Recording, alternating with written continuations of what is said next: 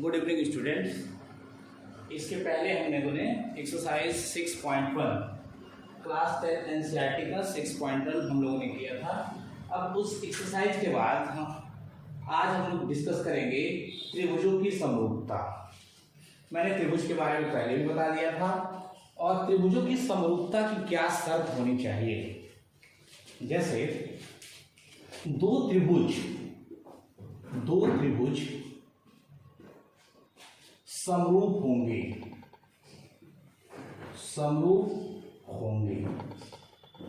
क्या शर्त होंगी समरूप होने की? पहली शर्त ये होनी चाहिए कि उनके संगत कोण आपस में बराबर हों। उनके संगत कोण आपस में बराबर हों।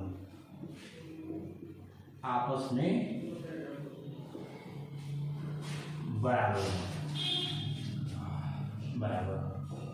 और इसकी दूसरी शर्त, त्रिभुजों के समरूपता की दूसरी शर्त ये होनी चाहिए कि उनकी संगत भुजाएं एक ही अनुपात में हों। उनकी संगत भुजाएं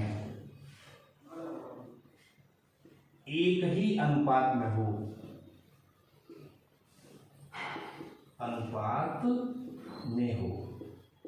जब देखिए दो त्रिभुज हैं, सपोज कर लीजिए हमारे पास एक त्रिभुज है, त्रिभुज ए बी सी, और एक दूसरा त्रिभुज है जिसको हम त्रिभुज पी क्यू आर कह रहे हैं। ये दोनों त्रिभुज समरूप होंगे। मैंने बताया कि समरूप क्या इसको कहते हैं? समरूप और सामंजस्य में मैंने पहले ही बात कर लिया था। फिर एक बात बता देते हैं, ये दोनों वृत्त हैं, रूप इनके एक जैसे हैं, शकल में एक जैसे हैं, किंतु इनकी साइज अलग अलग हों तो ये समरूप कहलाएंगे। तो ये दो अलग अलग त्रिभुज हैं। हम त्रिभुज के सेंस में समरूपता बात कर रहे हैं क्योंकि कोर्स में हमारे त्रिभुज की समरूपता की बात करनी है। तो हमारे पास ए बी सी एक त्रिभुज है और दूसरा है पी क्यू आर। ये दोनों त्रिभुज समरूप कब होंगे? उनकी संगत भुजाएं, यानी कि संगत भुजा किसको कहते हैं? इस त्रिभुज का कोण ए, दूसरे त्रिभुज के कोण पी, इसका कोण बी, इसके कोण क्यू के, और पहले वाले त्रिभुज का कोण सी, इस वाले त्रिभुज के कोण आर के अगर बराबर हो तो कहते हैं कि संगत कोण आपस में बराबर है। ए का संगत कोण पी, बी का संगत कोण क्यू और सी का संगत कोण आर यहां दिखाया गया है। यदि चित्र की आकृति बदलती है तो संगत कोण भी बदल जाएंगे। फिलहाल समझने के लिए एक चीज कि अगर संगत कोण बराबर हो गए, यानी कोण ए बराबर कोण पी, कोण बी बराबर कोण क्यू और कोण सी बराबर कोण आर, तो यहां कह रहे हैं कि संगत कोण आपस में बराबर हो गए। और दूसरी शर्त क्या है? संगत भुजाएं। ए बी भुजा का संगत भुजा है पी क्यू, बी सी भुजा की संगत भुजा है क्यू आर, और बेटा ए सी भुजा की संगत भुजा है पी आर। अगर संगत भुजाओं का अनुपात बराबर हो तब त्रिभुज समरूप कहलाता है। तो मैंने समरूपता की दो शर्त बताई कि दो त्रिभुज यानी कि ए बी सी एक कोई त्रिभुज है और दूसरा त्रिभुज है पी क्यू आर। ये दो अलग अलग त्रिभुज हैं और दोनों ही अलग अलग त्रिभुज समरूप होने की शर्त ये होनी चाहिए कि पहला उनके संगत कोण आपस में बराबर हों। संगत कोण जैसे कोण ए का संगत कोण पी, यानी कि कोण ए कोण पी के बराबर, संगत कोण बी क्यू के बराबर और सी कोण आर के बराबर। ये संगत कोण हो गए। और संगत भुजाएं, यहां ए बी की संगत भुजा पी क्यू है तो ए बी बटे पी क्यू, बी सी की संगत भुजा क्यू आर और ए सी की संगत भुजा पी आर।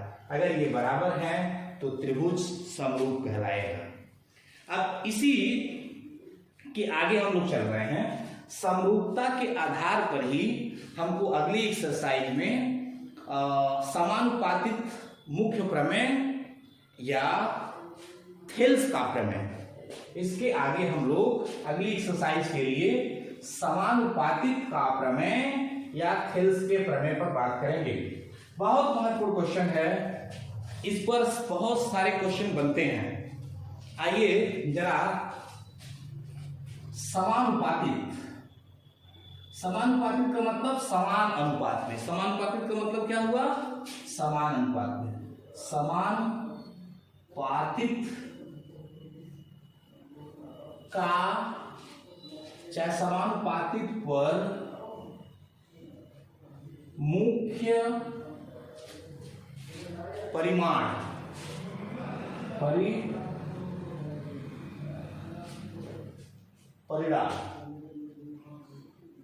और इसी पर आधारित है, इसी को हम लोग थेल्स का प्रमेय भी कहते हैं। अब थेल्स का प्रमेय समानुपातिकता के आधार पर है। ये कभी कभी क्वेश्चन में पूछता है कि थेल्स का प्रमेय क्या कहलाता है, थेल्स का प्रमेय क्या कहलाता है। तो ये कथन क्या है इसका जरा समझिए, कथन या प्रमेय। कथन से अच्छा होगा प्रमेय लिखिए। प्रमेय क्या कहता है जरा एक बार समझ लीजिए, तब फिर याद हो जाएगा आपको।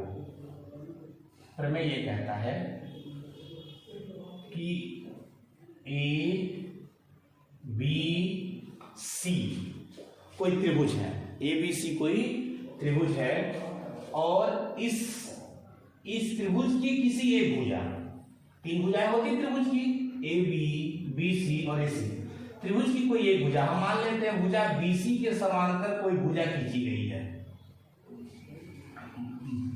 भुजा बीसी के समांतर एक अन्य भुजा हम खींचते हैं जिसको नाम हम दे देंगे डी और ई, डी और ई। प्रश्न देखें फिर से, अगर कोई त्रिभुज है यानी कि त्रिभुज ए बी सी में इन तीनों भुजाओं में से किसी एक भुजा, हम बीसी भुजा को ले रहे हैं, बीसी भुजा के समांतर एक डीई भुजा खींचे तो शेष दो भुजाएं, यानी शेष कौन कौन भुजा बची? ए बी और ए सी। ए बी का मतलब ए डी बटे D B is equal to, यहां देखिए ए ई बटे ई सी। ये कथन कहता है कि यदि कोई त्रिभुज हो ए बी सी, इस त्रिभुज के किसी एक भुजा, मैंने भुजा कौन सा माना है? बीसी, बीसी भुजा के समांतर डीई कोई भुजा है, समांतर है, तो शेष दो भुजाओं को यानी कि भुजा ए बी और ए सी को बिंदु डी और ई इस अनुपात में विभाजित करेंगे। हमको इसमें यही प्रूफ करना होता है कि अगर कोई त्रिभुज है, उस त्रिभुज में से किसी एक भुजा के समांतर कोई दूसरी भुजा, शर्त क्या है इसमें? शर्त ये है कि बीसी के समांतर एक भुजा अगर डीई है तो एडी बटे डीबी इज इक्वल टू एई बटे ईसी, ये प्रूफ करना है। तो आइए कथन लिखते हैं, मेरे ख्याल से समझ गए होंगे। जरा कथन देखिए तो क्या होगा? किसी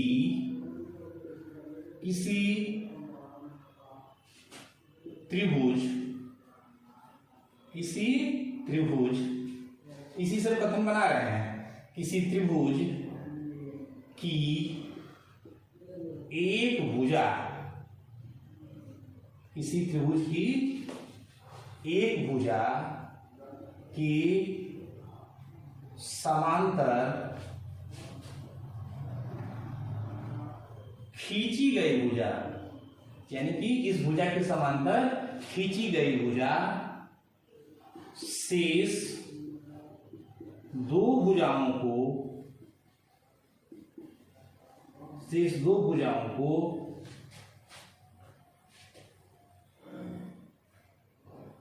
एक ही अनुपात में एक ही अनुपात में विभाजित करता है, विभाजित करता है। एक ही अनुपात का मतलब AD/DB is equal to AE/EC। देखिए कभी कभी एग्जाम में स्टेटमेंट भी पूछ देता है, कथन भी पूछ देता है। तो कथन हो गया, किसी त्रिभुज की एक भुजा के समांतर खींची गई भुजा शेष दो भुजाओं को निश्चित अनुपात में विभाजित करती है। अब देखिए इसका हम प्रूफ कर रहे हैं। सबसे पहले जब प्रमेय को हम लोग प्रूफ करते हैं तो ध्यान दीजिए क्या बेटा लिखा जाता है। प्रमेय को प्रूफ करने के लिए सबसे पहले दिया है, कंफ्यूज मत होइएगा, हर स्टेप में नंबर मिलेगा। दिया है पे नंबर मिलेगा, रचना पे नंबर मिलेगा, सिद्ध करना पे नंबर मिलेगा। तो दिया है, क्या दिया है आप बताइए। ABC एक त्रिभुज है, दिया है त्रिभुज ABC में BC के समांतर एक भुजा D है। ठीक, दिया त्रिभुज ABC में भुजा BC के समांतर D है। ठीक, सिद्ध क्या करना बेटा, सिद्ध करना है, ध्यान देंगे, सिद्ध ये करना है कि अगर एक भुजा के समांतर कोई भुजा है, यानी BC भुजा के समांतर DE भुजा है, तो शेष दो भुजा यानी AB भुजाओं का अनुपात क्या होगा अनुपात बेटा, AD/DB is equal to AE/EC। ये सिद्ध करना है। इस प्रश्न में हमें रचना की जरूरत पड़ती है। रचना, देखिए सारे प्रश्न में रचना की जरूरत नहीं पड़ती है, लेकिन कुछ स्पेशल थ्योरम होते हैं जिसमें हमें रचना की आवश्यकता पड़ती है। अब इसमें रचना में देखिए क्या करना है। एक देख रहे होंगे, हमने E से एक लंब डाला किस भुजा पर, AD भुजा पर, और D से एक लंब डाला किस भुजा पर, AE भुजा पर, और इसको हम लोग नाम दे दें। इसका नाम हो जाएगा L और इसका नाम हो जाएगा M। अच्छा ये बताइए, लंब डालने का मतलब यहाँ कितने अंश का कोण बनेगा, 90 अंश का कोण बनेगा। कितने अंश का कोण बनेगा बेटा, 90 अंश का। और यहाँ कितने अंश का कोण बनेगा, यहाँ भी 90 अंश का कोण बनेगा। तो चाहे तो आप दिया में यह भी लिख सकते हैं कि LE लंब है किस पे, AD पे, तथा क्या लंब है, और देखिए बताइए DM लंब है किस पर बेटा, ये DM किस पे लंब है, AE पर लंब है। तो इतना भी लिख सकते हैं। रचना में आप क्या लिखेंगे, रचना में वही बात लिख सकते हैं कि AD नहीं करिए, DM, ये जरूरी नहीं है कि यहां लिखें, नहीं लिखेंगे तो भी काम चलेगा, ये रचना के पद भी हो सकते हैं। DM परपेंडिकुलर है, ये DM किस पर है, AE पर लंब है, या ऐसे करें AC पर लंब है, तथा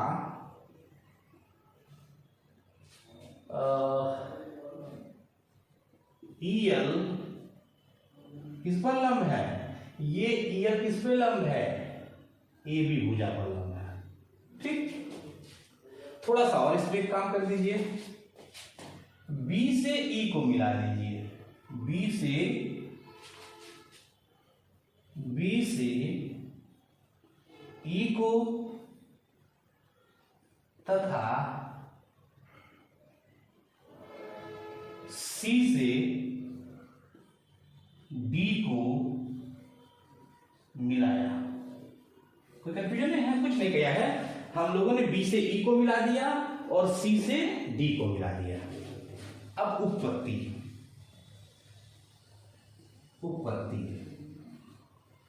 ऐसे प्रश्नों की उत्पत्ति बहुत महत्वपूर्ण होती है बेटा।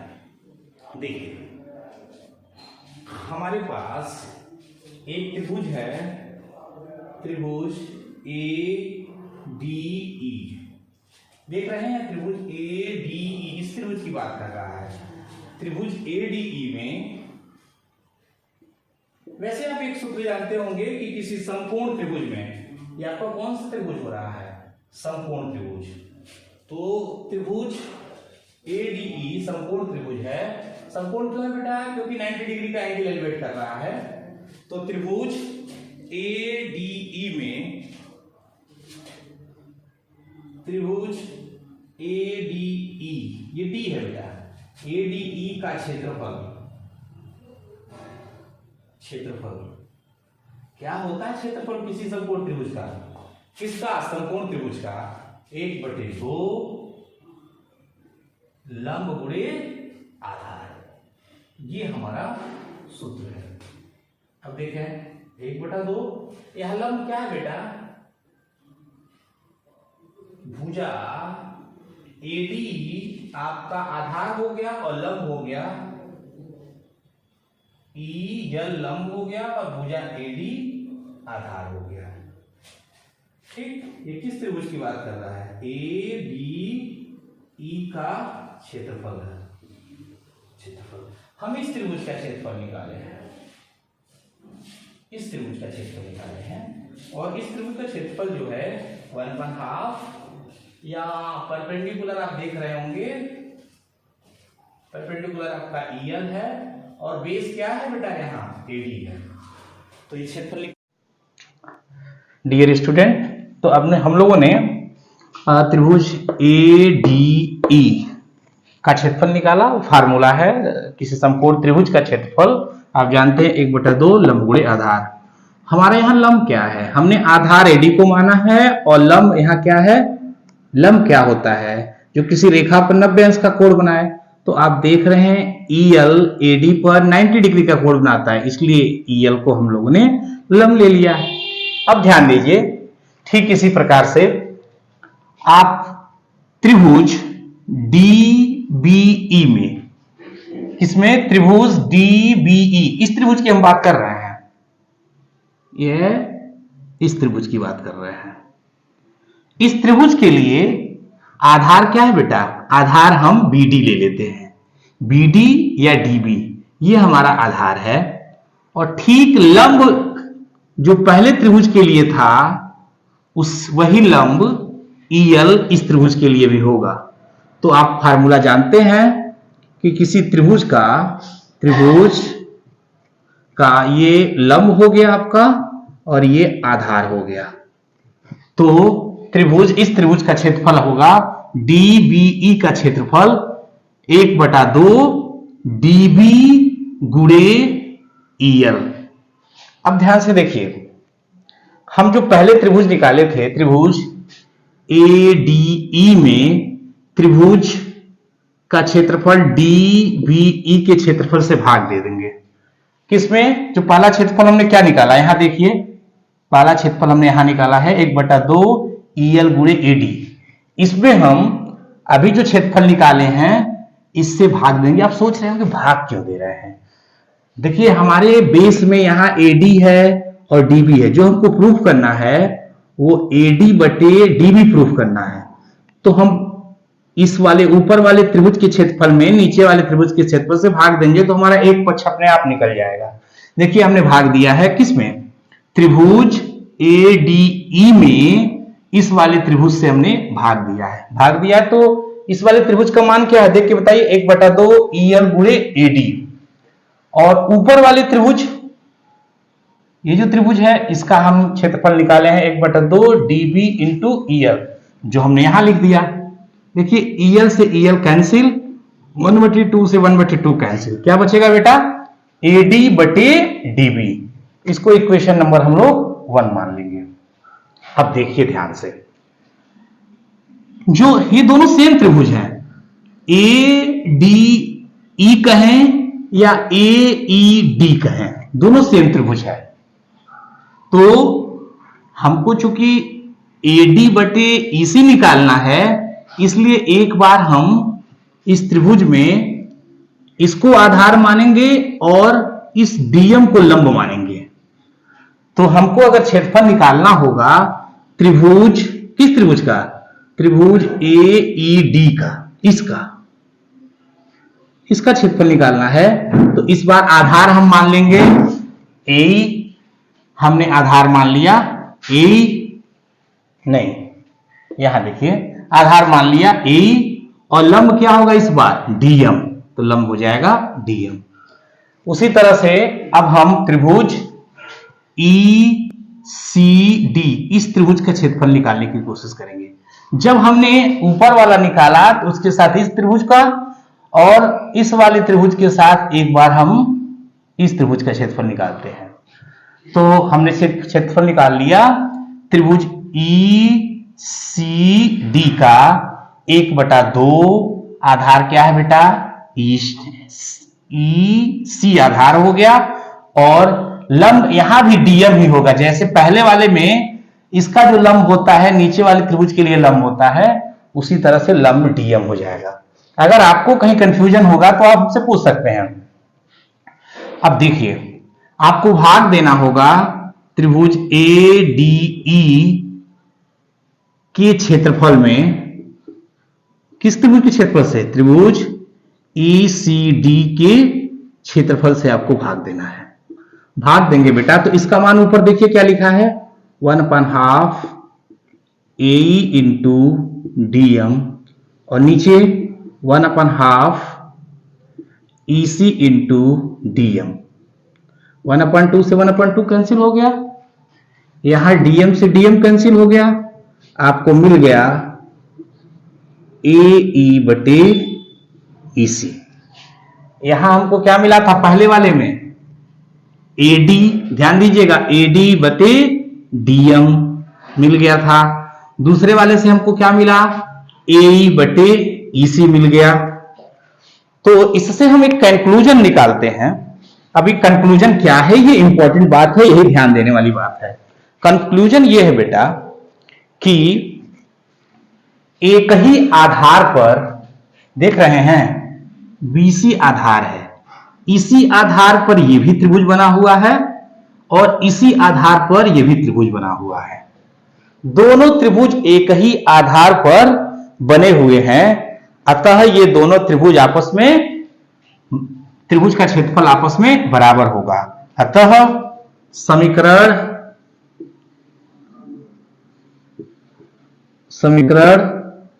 1 तथा 2 से हम कह सकते हैं AD बटे DB is equal to AE बटे EC। ये हमको प्रूफ करना था। लास्ट में हम लोग लिखते हैं इति सिद्ध्यम। थोड़ी सी बात इसमें और चर्चा करेंगे हम। कभी कभी ऐसे भी दे सकता क्वेश्चन में, AD, एक आध साल पूछा गया है AD बटे AB, परेशान होने की जरूरत नहीं है, और AE बटे AC। इस थ्योरम को हम ऐसे भी लिख सकते हैं। अब ये कैसे होगा बेटा? ये क्वेश्चन में आएगा, किसी क्वेश्चन में है, ये एक्सरसाइज 6.2 के क्वेश्चन में ये पूछा गया कि कैसे ये होता है। फिर से देख लीजिए, AD बटे DM is equal to AE बटे EC, यही प्रूफ करना था।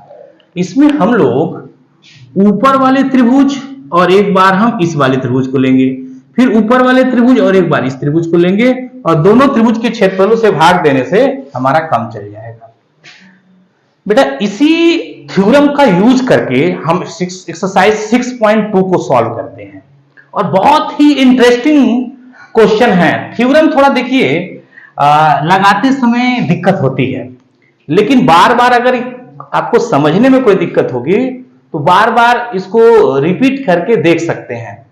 और अगर ये थ्योरम आप कंप्लीट कर लेते हैं, लिख लेते हैं, तो एग्जाम में आपका सबसे बड़ा क्वेश्चन 8 नंबर का क्वेश्चन हो जाएगा सॉल्व। अब इसी थ्योरम का यूज करके हम लोग एक्सरसाइज 6.2 का इस्तेमाल करेंगे। और जाते जाते थ्योरम को आज का सेशन क्लोज करने से पहले हम आपको बता दें थ्योरम क्या है। किसी त्रिभुज में किसी एक भुजा के समांतर कोई दूसरी भुजा हो तो इसके जो बिंदु होते हैं अन्य दो भुजाओं को निश्चित अनुपात में विभाजित करते हैं। आज का सेशन यही समाप्त होता है। वीडियो अच्छा लगे तो अपने साथियों के बीच में शेयर करिए और किसी प्रकार की क्वेरी के लिए हमारा मोबाइल नंबर 9026114629 पर आप अवश्य पूछ सकते हैं।